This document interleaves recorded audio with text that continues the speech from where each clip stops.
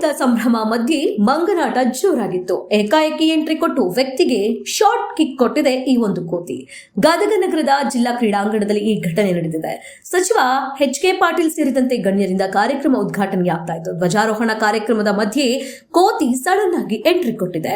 Tableau ವಾಹನದ ಬಳಿ ಹೊರಟಿದ್ದ ಕೆಎಸ್ಆರ್ಟಿಸಿ ಸಿಬ್ಬಂದಿ ಎಸ್.ಸಿ. ಕೊಪ್ಪಳ್ ಎಂಬುವರಿಗೆ ಕಿಕ್ ಕೊಟ್ಟು ಸಿಬ್ಬಂದಿಗೆ ಬೀಳಿಸಿ ಎಸ್ಕೇಪ್ ಆಗಿದೆ. ಮಕ್ಕಳು ಕೂತಿದ್ದ ಗ್ಯಾಲರಿಯತ್ತ ಓಡಿ ಹೋದ ಮಂಗನಾಟಕ್ಕೆ ಹೈರಾಣದ ಕಾರ್ಯಕ್ರಮಕ್ಕೆ ಬಂದಿದ್ದ ಜನ.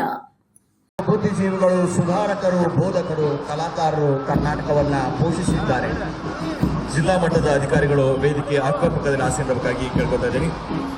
ಇದೀಗ ಸನ್ಮಾನ್ಯ ಸಚಿವರಿಂದ ಪರಿವೀಕ್ಷಣೆ. ಮೊದಲನೆಯ ತಂಡ ಪೊಲೀಸ್, ಜಿಲ್ಲಾ ಸಶಸ್ತ್ರ ಪೊಲೀಸ್ ಮೀಸಲು ಪಡೆ ಗದಗ ತಂಡದ ನಾಯಕರು ಪುಷ್ಟಪ್ಪ ತಳವಾರ್, ಪ್ರೊಫೆಸರ್ PSI. ಎರಡನೆಯ ತಂಡ ನಾಗರಿಕ ಪೊಲೀಸ್ ಪಡೆ ತಂಡದ ನಾಯಕರು ಸುಭಾಷ್ ಪಾಟೀಲ್. ಮೂರನೆಯ ತಂಡ